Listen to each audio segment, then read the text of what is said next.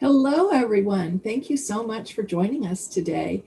Um, we have a real treat with us today. We have Kenneth Hines, a photographer based out of Atlanta and New York City. And what he's going to share with us today are how he takes, I call them almost ordinary photographs, and turns them into just these really compelling images, like you were seeing when you first joined, with some creative editing and a lot of color and focus. And I'm really excited to dig in with him today and have him share his work. If you have any questions at all, please throw them in the questions area or the chat pod. And I think I'm going to be quiet now and let the star of the show take over. Take it away, Kiana. Thank you so much. I'm happy to be here. Thank you to Kathy and Adobe and the Photo Plus crew. I don't like long introductions about myself or anything. I definitely have a lot of material that I want to get through and especially get to the questions. And so I will go ahead and share my screen and we'll get started here. And I'll stop my video. That way it's not in the way. And there we go. Okay. So hopefully everybody can see my screen now. And I'm sure there's a way I can remove this out of my way, hopefully. I don't know if you all are seeing that or not, but if it's in the way, let me know. Okay, so I'm going to show you 4 images that I have, and quite a few of them are very different from one another.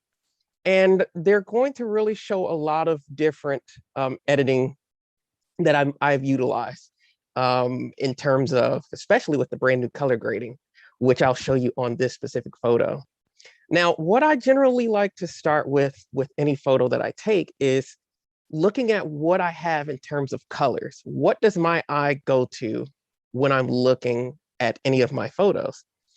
So immediately, everyone always notices the orange hair of this guy. Many people assume that I had changed his hair color. No, that's his actual hair color. And I thought it was very cool looking. He was at one of the newsstands down in the train station, New York City subway.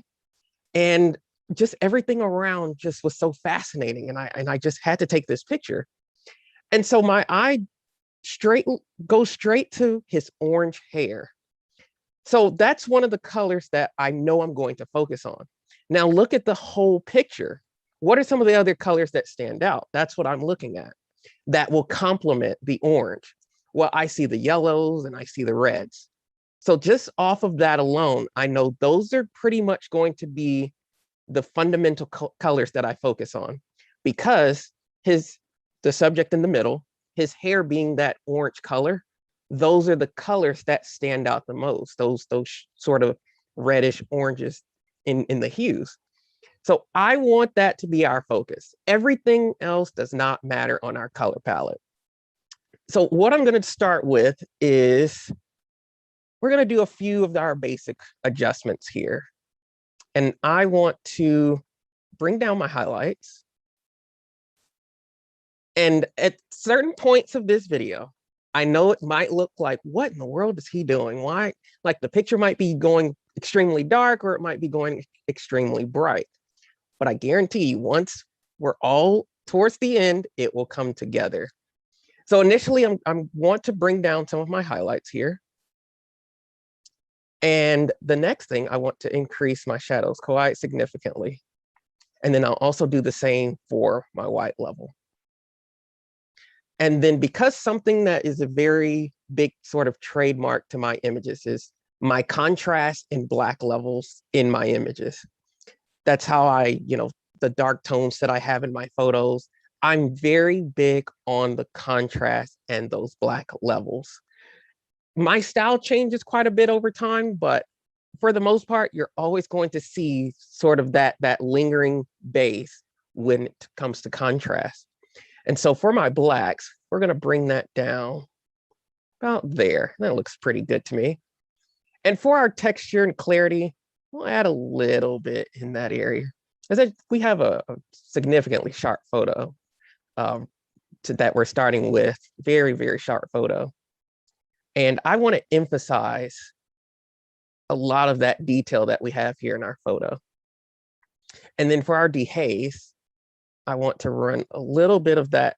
Gives me a little bit of contrast in my image, in some of the aspects of my photos.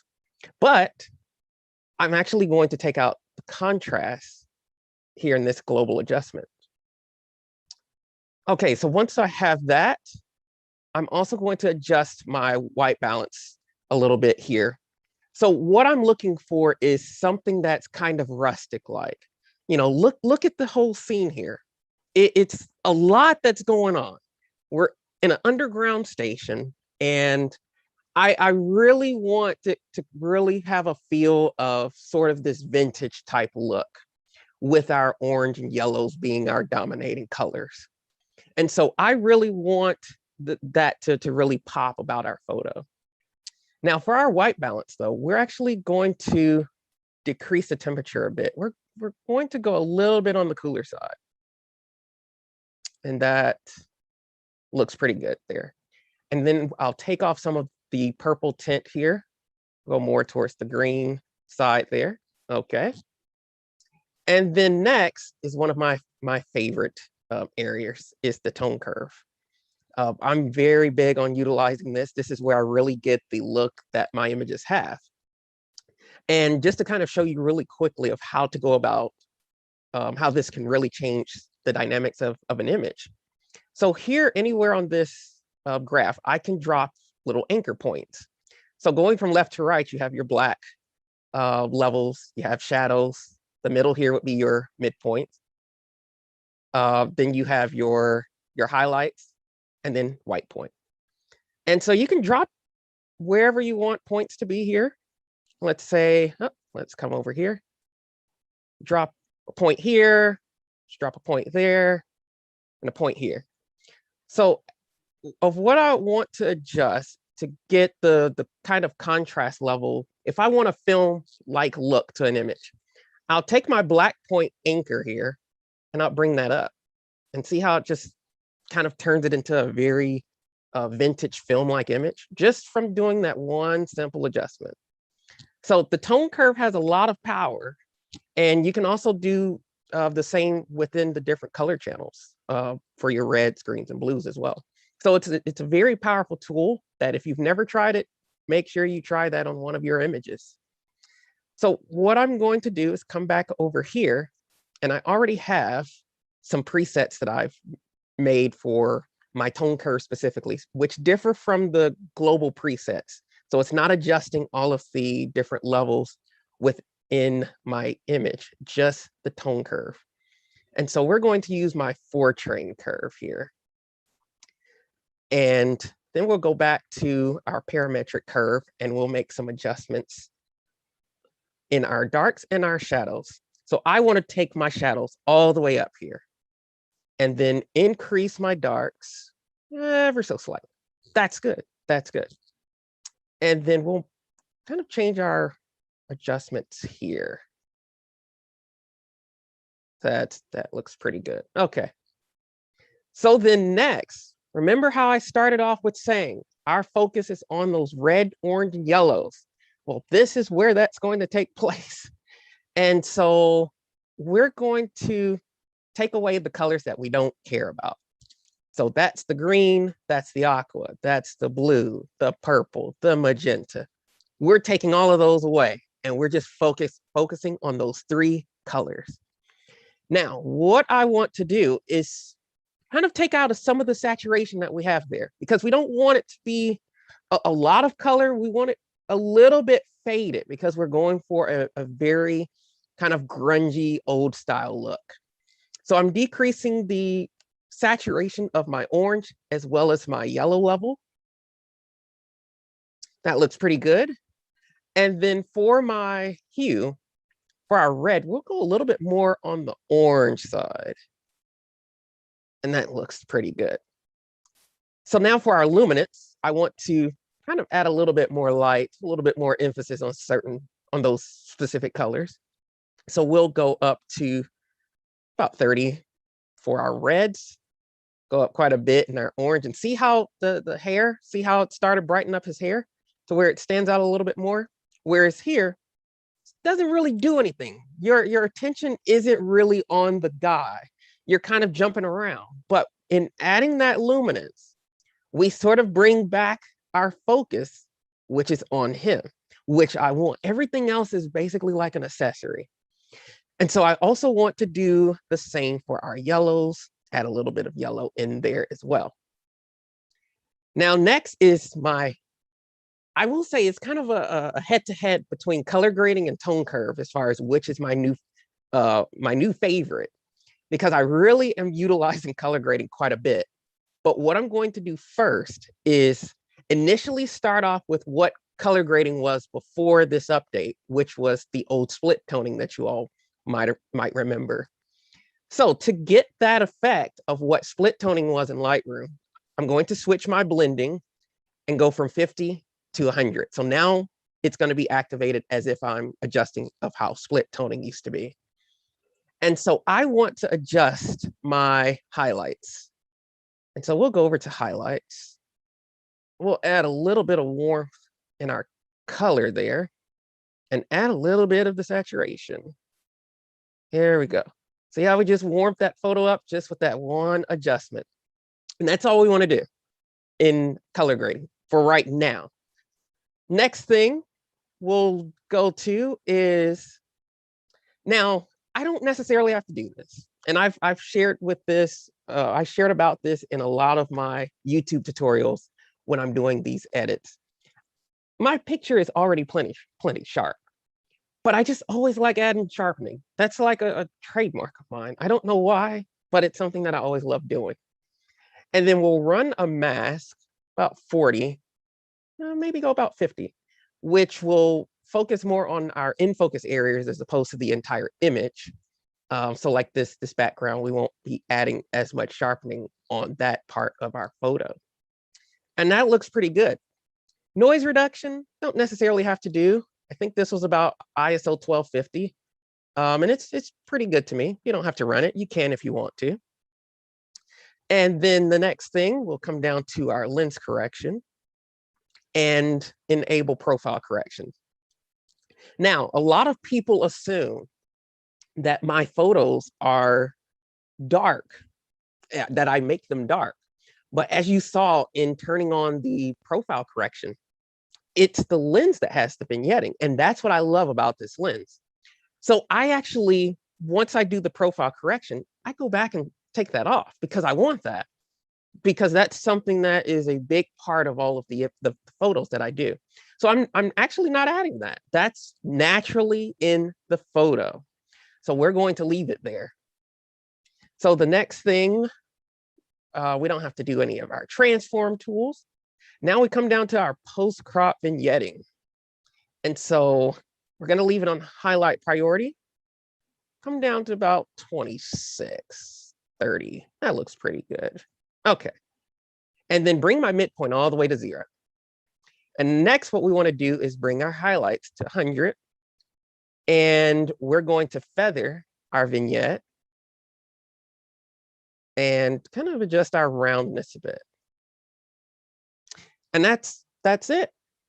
I don't know if we have any questions with just those edits for this specific photo, but here's our before and there is our after. So see what the difference in colors of how we took away those colors and got this sort of vintage looking image that just focuses on 3 colors. That's it. Kenneth, we don't have any questions right now. I have a comment though. I think this is a really interesting example of how color can completely alter the nature of a photograph. I mean, people that like bright, poppy, vibrant colors could have taken your before image completely the other direction by increasing the saturation and color of the bright, probably oranges, reds, and greens, blues in there.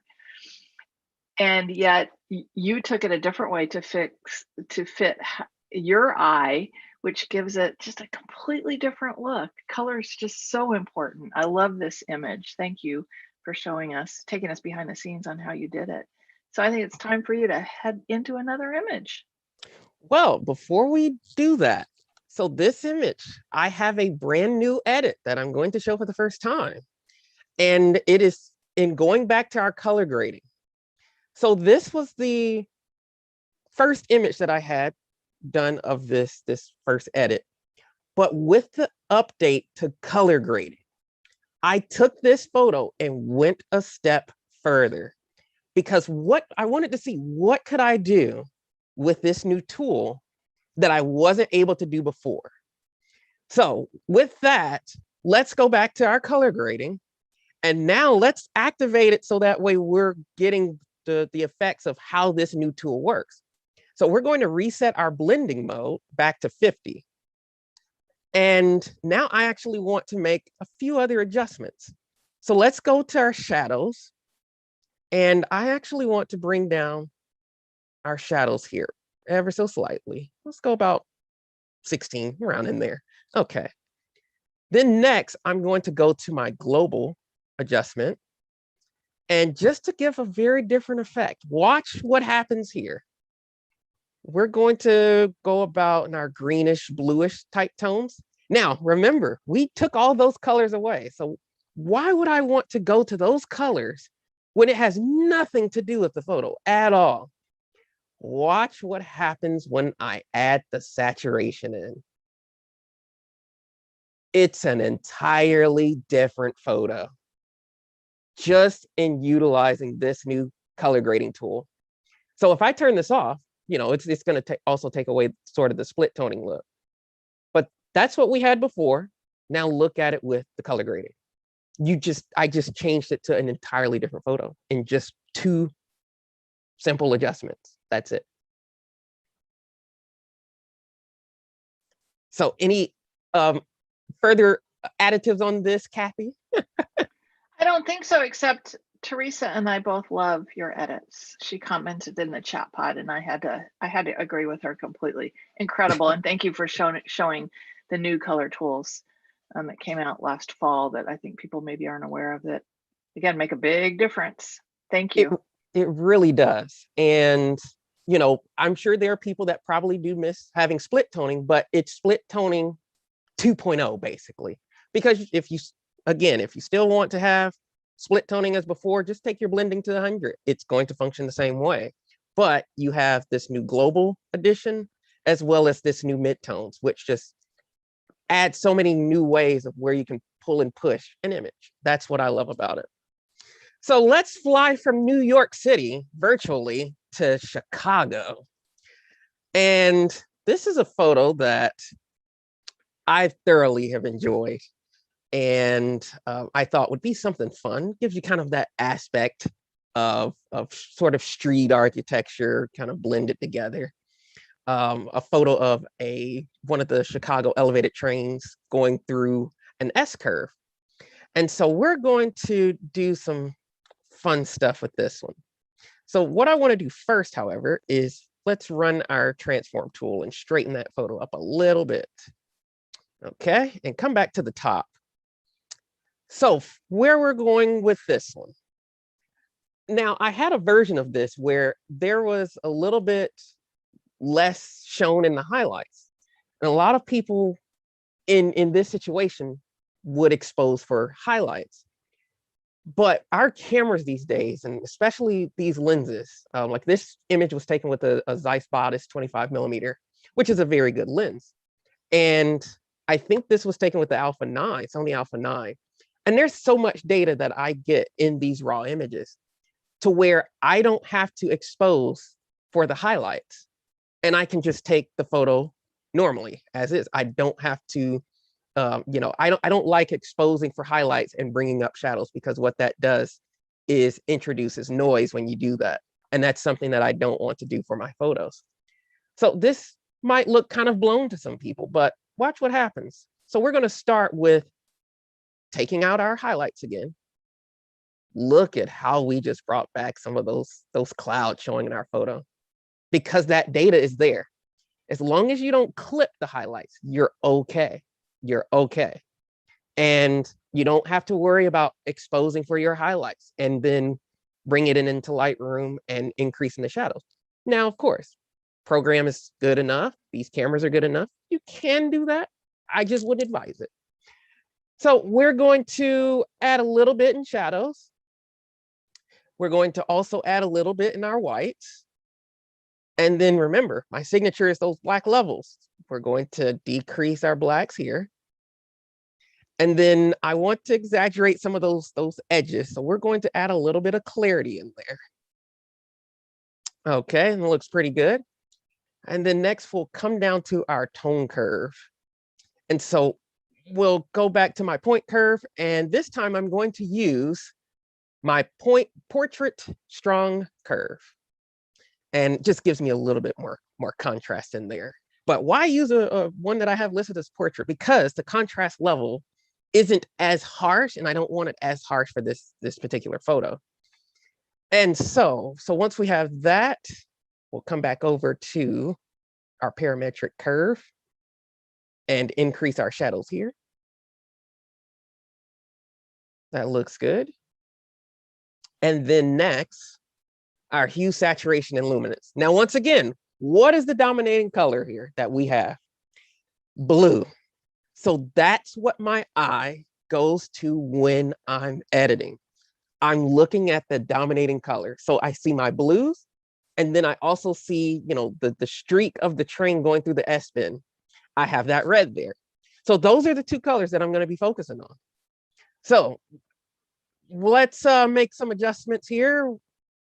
We'll do a little bit of adjusting in our red. Maybe go a little bit more orange for our orange hue. Adjust more towards the green side on our yellow. For our aqua, let's go a little bit more on the sort of green side of that. And for our blue, we'll also kind of bring that over as well. So for our purple, magenta, I don't think we really have much that's there. It's a little bit. So we'll adjust some of that. Okay, that looks good. Now saturation. We're kind of going opposite this time from the last image where we were taking color away. Well, this time we're adding a little bit and adding some saturation. So we're adding quite a bit in our red, a little bit in the orange, as well as our aqua and our blue. Yeah, it kind of looks like a watercolor painting in a way.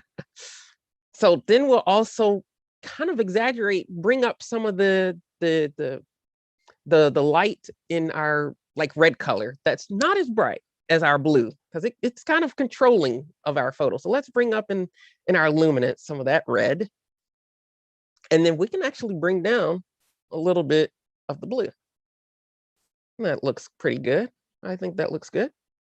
Okay, next, we're actually skipping color grading. No color grading on this image this time.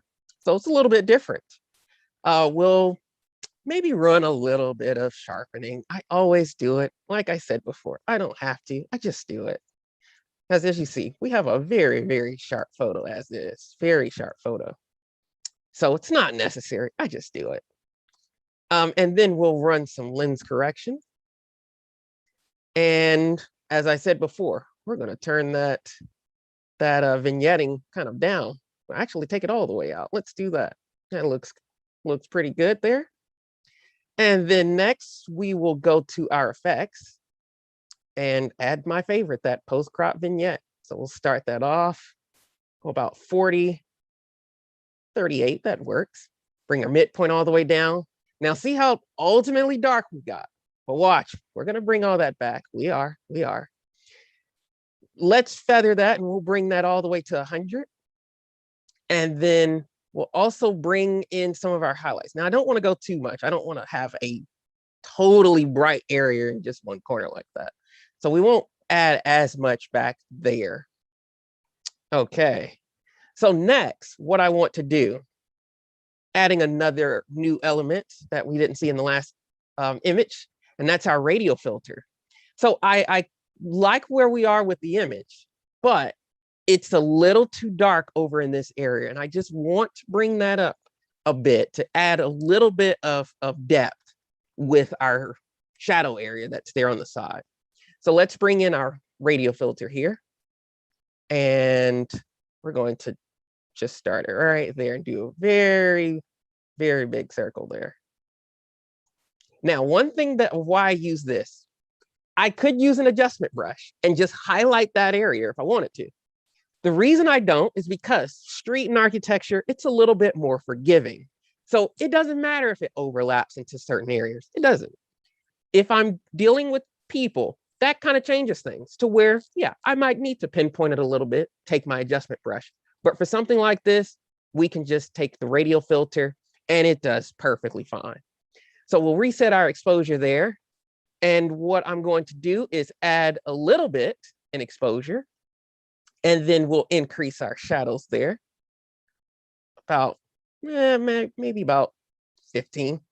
Your guess as far as how much you want to add to a specific area, but just enough so that way you can tell we have some windows, we have some buildings, we have some cars on the street. You can actually see that there's a street down there. It's totally up to you as far as how much shadows you add, but that just gives you a general idea. Say if I wanted to do a little bit in this area too, well, all I do is just right click here, we'll duplicate that, and I'll just drag that over to this area. And we can make it a little smaller because we don't have as much area that I would want to correct over here. So we can make it a little smaller. And okay, and that looks pretty good. So that's our before and that's our after. And if you notice here, we actually kind of stayed a little bit true to the original this time and just took what was already there and just emphasized and exaggerated a little bit more. So any questions that we may have on that one, or any intriguing comments? Yeah, we have some questions. First, David asked, what were your camera settings when you shot this photo? My camera settings. Okay. So we have the Sony Alpha 9. I shot that at f/14, 6-second exposure, so 25 millimeter, and an ISO 50 image. And this was taken with a ND filter. I believe I was using a 3-stop ND maybe, or a 6-stop dark circular polarizer, breakthrough filters. All righty, it's nice to have that metadata right there with the image, isn't it? Lightroom makes it easy, doesn't it? We try. Another question, Patrick asked if you're going to, are you going to be showing doing more with tone curves on any of your other examples? Yes, we will. Would you? Oh, good. All the other images, we will be using the tone curve. Perfect. Those were the only questions that came up. Oh, Teresa has a good one. All right, Kenneth. Once you like this image and you'd like to save that look that you've created, how would you save that as a preset? That's a good question. Okay, so as you saw, so kind of going to Patrick's kind of question about the tone curve, I'll tie kind of like a part of his into this answer. So because if I have a tone curve that I've set, so if I've gone over here and set my points, my anchors here on my graph, and I like what I have here. So just to kind of show you, because I can't do it now because it already has one saved, but if I make an adjustment, you see it'll say custom for your point curve. You can save presets over here as well. You don't have to tie them to a specific preset if you don't want to. So all you do is go in here, and this new option pops up when you make adjustments to where you can save it. So you just save it like you normally would any other preset. And so those will live over here. So they're kind of detached from the actual preset if you want them to. You can mix and match. You know, if you use a preset and want to have a different tone curve, you can very well do that. So say I wanted to go to, let's do a vintage look on this one. Let's go to the 4-train curve. Watch what happens. Look how I just made that a faded kind of image, but I haven't adjusted anything else. I'm just adjusting the tone curve. So you can save those as a preset as well. But if I have this look and I say, oh, you know, this looks pretty good, I will come up to my develop option here on my toolbar at the top, and you can see where it says new preset. So once you have new preset, you can either create a new group or place it someplace where you already have presets already made. So in this instance, you can name it. Now, the way that I go about my naming, and this, people find this as an interesting quirk about me and how I do photography. I actually name it something that is related to this specific photo. Why is that? Well, I'll do an example. So Chicago, elevated, blue tone. And then I also will put a sort of a acronym for my tone curve, so that way I know what it is too. So I'll put this one or I in the event that I come back to this and I make a variant of it. I just build off of it. So I put 1 and then I'll put PSC to let me know that's portrait strong curve. I know what tone curve I use specifically for that photo. So once I save that, it's there. But of how I adjusted that tone curve and use this one. Now I'm going to go back, create a new preset, and Chicago elevated blue tone 2, and now we have 4TC to tell me, okay, I changed that and use a different tone curve. So that's how I go about doing that. And so as you can see, my presets all live over here on the left side. There's about 2,800 presets, and I know exactly what every last preset does, to where I never have to think about it because of how I name them. I remember every photo that I've taken, so I know exactly what look has what I'm kind of envisioning, but I can build off of it in the event that I haven't really created the look that I'm looking to get from an edit. Okay, that right there is pretty extraordinary to have 2,800 presets and understand what they all mean, which says a lot about your naming convention and how wise that is to do so. That's my tip so far for the day for me to take away with presets. Eileen asks, how much time do you typically spend doing edits on an image? So in showing what you all have seen so far, this is kind of a little bit a longer version just because I'm talking through and showing what things do. But I don't spend a lot of time. And the reason why is because I've been editing for so many years. I've now gotten my style to where I can finally create what I see in my mind. Whereas before, it would probably take me maybe a half an hour sometimes, maybe even longer to do just one photo. But now to go through a set of images, I usually maybe take a couple of minutes at the very most, because I know what I want before I've even taken the photo. I have to see what the image looks like in my mind before I ever take the frame. But once I've taken the frame and I saw it in my mind what that image looks like, I know exactly what the edit is. I can just come into Lightroom and do what it is that I want to do for that specific photo, to where it doesn't take a lot of time. And it takes time to actually get to that sort of level of understanding the type of style that you like, the type of imagery that you're trying to produce. But once you have a system in place and you sort of start creating your own specific style, it's just a matter of refining and remastering. That's all it is. I have not changed my style in about 6 or 7 years, even though the pictures that people see sometimes has a different look.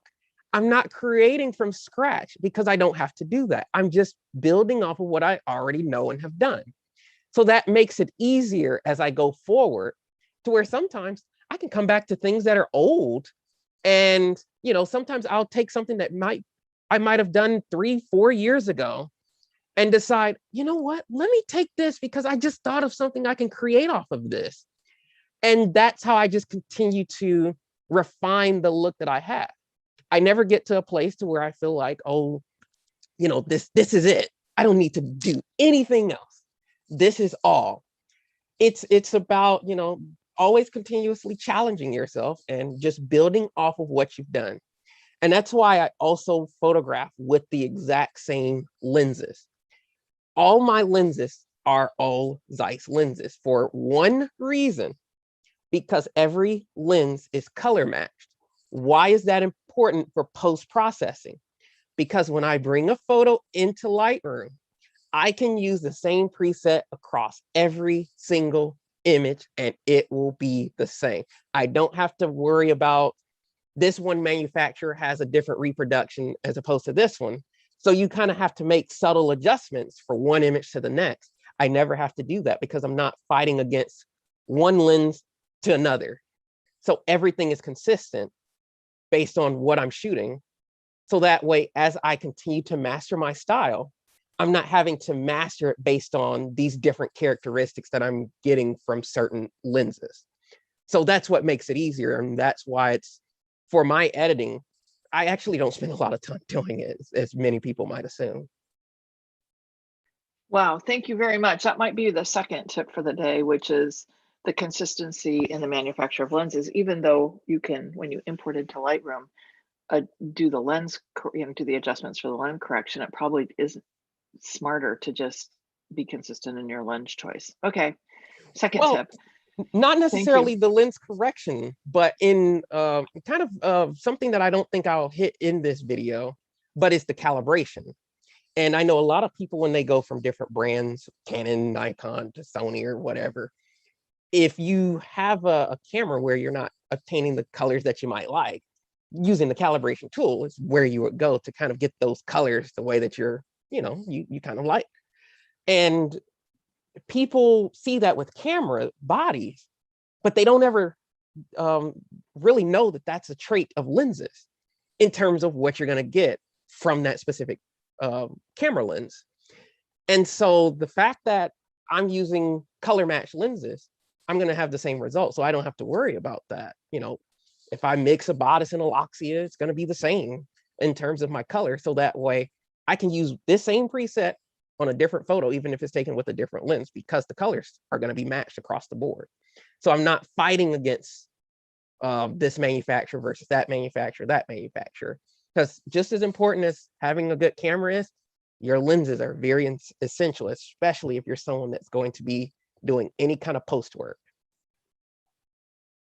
Great tip. All right, we've got about 20 minutes left. Why don't you jump into another image? All right, so we're going to go to this one. So let's get back on that virtual plane and head back to New York. And we'll actually go on a subway train here. So what we're going to do is, now this is one that's kind of a little bit different from the other two. Nothing really stands out in terms of colors per se. But what am I looking at here? And what my eye goes to is the color of the lighting and then the lady that's in the middle. So what color palette am I sort of getting out of that? What do I see? I see that it's sort of like a daylight watercolor bluish type tone that I'm getting as a cast in this image. So I keep that in my mind as that is going to be my focus and what I'm centered around. Now, some people might have seen, might go for, you see some of these orange tones, like the sleeve here, and then of course the people, you kind of have that tone. There is a second edit that I did off of this to where I just saw other things as I was doing this photo. And that's the beauty of photography. You might have one edit one day, but come back maybe a few months later, maybe even a couple years later. You might say, oh, let me go back to this photo and do something different. So today we're going to do something different. For this, because I mentioned those cooler tones, that's the focus, coolness. So with our white balance, we're actually going to take that a little bit more cool. About, let me go to even 3,300 there. And then we'll take out a little bit of our purple tint there. Okay. Now for our exposure, I want to increase a little bit on our exposure. That looks good. Take out some of the contrast there. We'll bring down our highlights. As you notice, that's a sort of a trend here. I have decreased my highlights just about every single photo so far. The reason being, what I normally do is if I decrease anything of like, if I decrease highlights, I'm usually going to increase the whites. If I go up in my shadows, I'm usually going to decrease the blacks. Normally, that's how it goes 99% of the time. And the reason for that is because in decreasing highlights, I sort of bring down the overall light intensity to where you'll start seeing those edges better.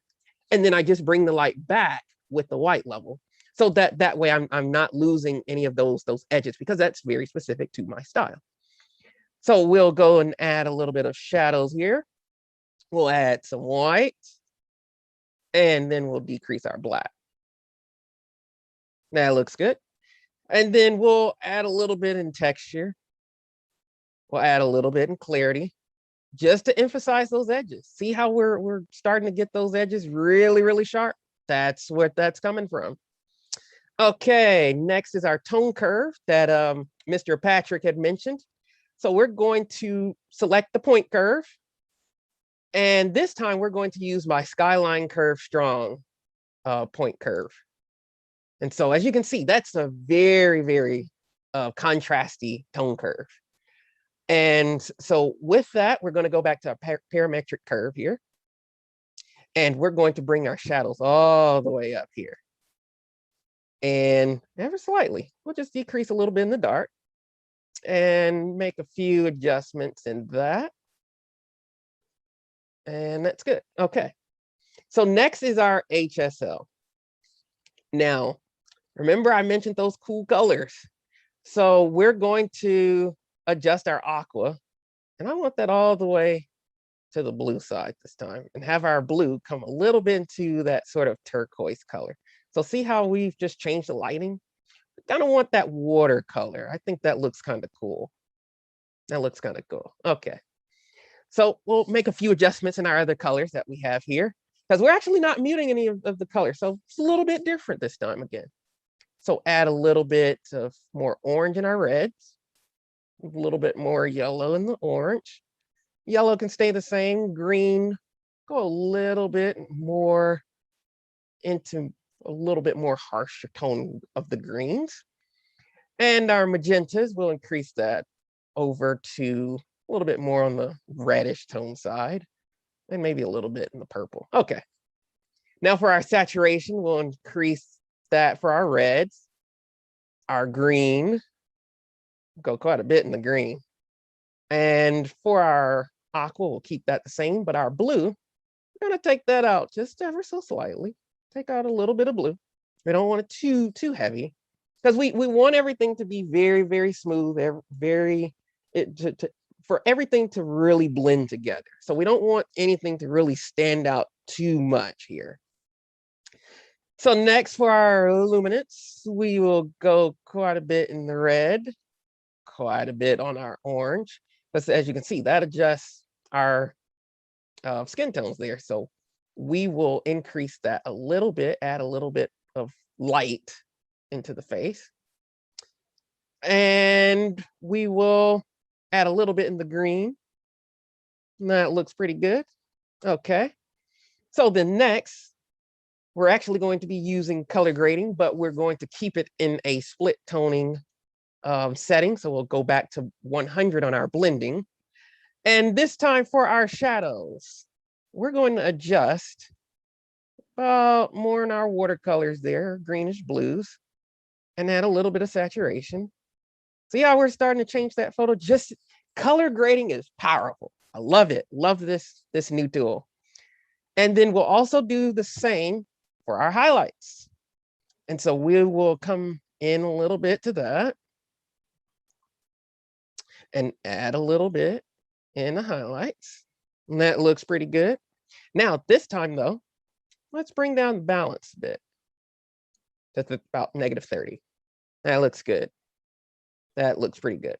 Now, again, super sharp photo. I won't add sharpness this time. I've done it twice. Let's not do that there. We'll keep it as is. As far as our lens correction, we'll enable profile correction. Now watch what happens with that vignette that I mentioned before. See how it drastically brightened the side? But we're going to take that back off because I love that. We want that to be added in our photo. So we're going to keep that there. Next, we'll run our transform tool, kind of level it off. Not sure. Oh, guess it didn't have to do that. Okay. And next with our effects, of course, do that post crop vignette, start that off a bit, bring our midpoint all the way to 0. We'll go down quite a bit over here in our amount. And then I want you to watch the lady's hand here. So keep that in mind there. Keep that in mind.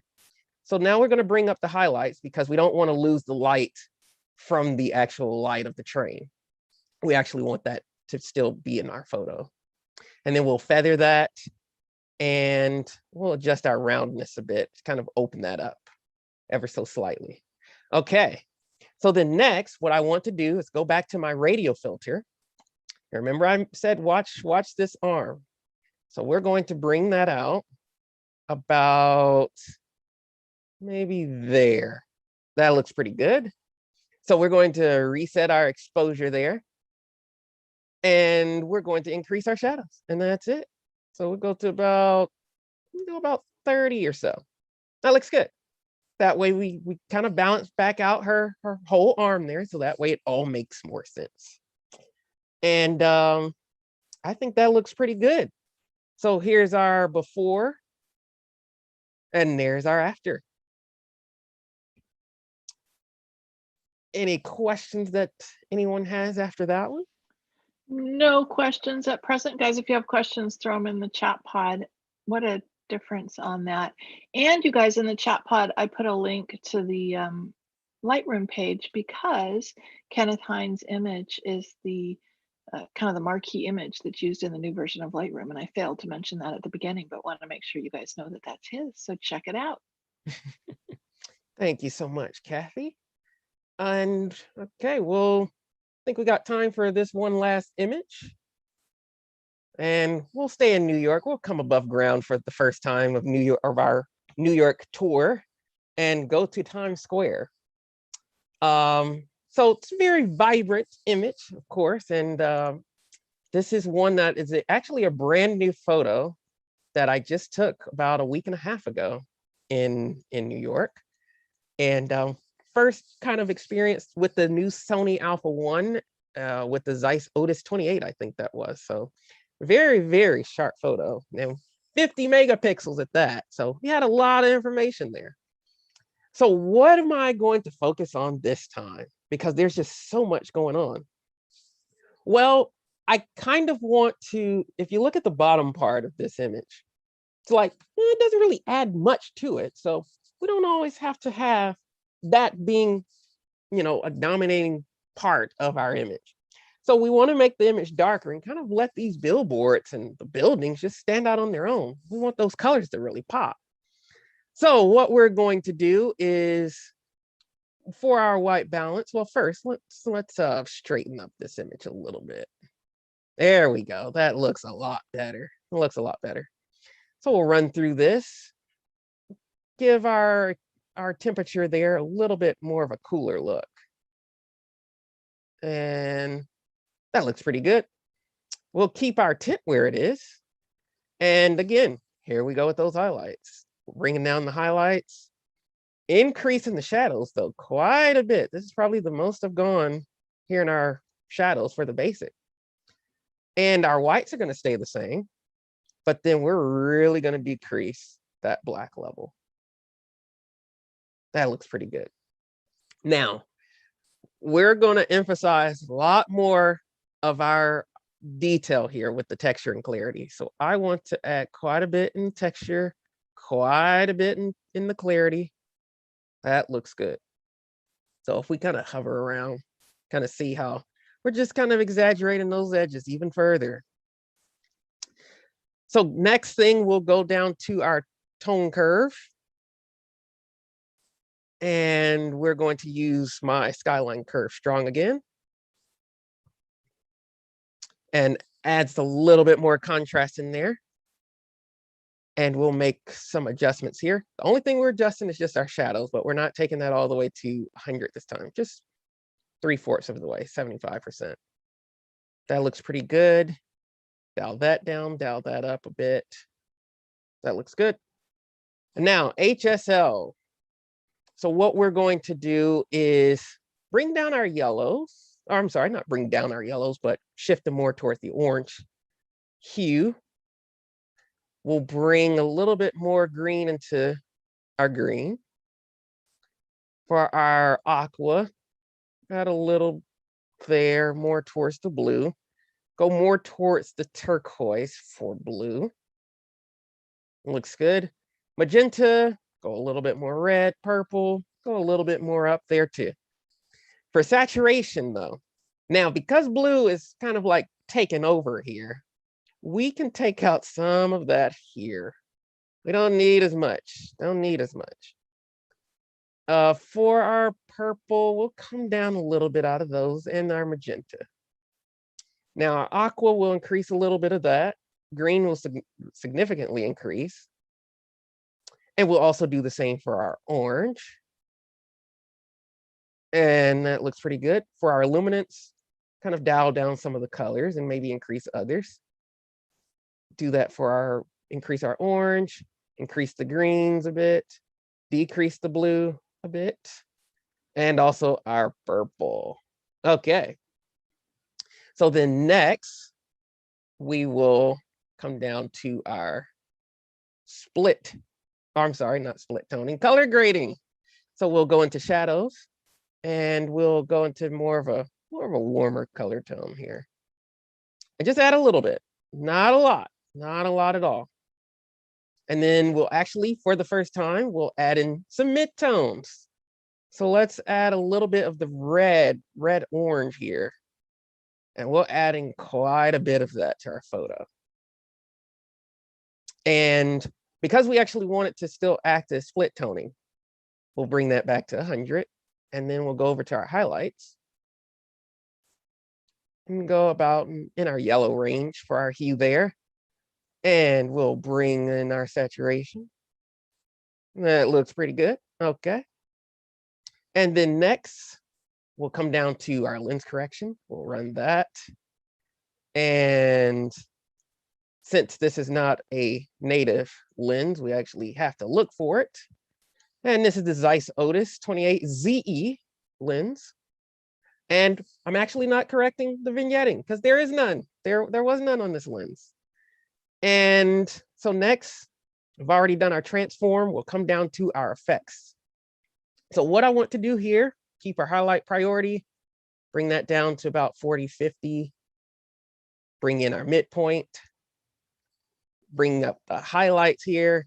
See how we brought in that, we didn't lose that down in the streak. So see how all of that light is muted with our post crop, but in bringing back highlights down there, we add that light back so that way we don't lose that. So just a great tip, if you're utilizing the post crop vignette with the highlight priority and you have those highlights on your edges, activate the highlight so that way your vignette is not affecting that with the highlights. So next we're going to feather this, and then we'll change our roundness ever so slightly there. And then there we go. There's our before and after of Times Square. Again, an amazing difference in the before and after. Your after is so much more dramatic. To me, the left just looks almost like a snapshot, and the right really becomes a compelling image. So thank you for, again, showing us how you create your great images. As people can see, it's like we kind of got that asphalt look back in the edit of turning that back to black. Because, you know, this was shot about blue hour. So that's how come the image is so blue in the original raw file. And because that lighting change is so drastic, you know, it just, that's the color tone that it had bouncing off the buildings. But very simple, very easy to go about doing that. Well, thank you very much. Does anybody have any last questions before we wrap up? And I will stop my share there, and I am back here. No questions? I think you did such a great job of explaining. Nobody has any questions, which is a testament to you. So thank you. Well, I certainly appreciate that, and I try to be as descriptive on everything as I possibly can, and so hopefully it was helpful. People saw features of the program that they might have not utilized before, because Lightroom is a very, very powerful tool. And just why don't you tell everyone how they can watch more of your educational videos on YouTube? So people can visit my website at professorhines.com. And I have links to my YouTube channel there, Professor Hines' Choice, where I do kind of like this live, where I have many of my pictures, many popular images that I've had that people have wanted to see edits of, that they can pull up and see me go through the whole workflow. As well as, follow me on Instagram at Professor Hines. Everything is the same name, so it's very easy to find me. And if there's any questions people have, I'm always there to answer them.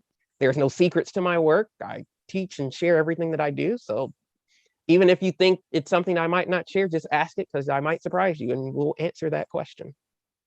Well, great. Thank you very much for everything you've done today. There are a lot of thank yous and compliments in chat about how clear you are to understand, how people can follow along, and how impressed they are with your work, present company included. So thank you very much, everyone who attended today. And thank you, Kenneth, for the great educational session. And everyone, go enjoy the rest of your day and have a good weekend. Bye for now.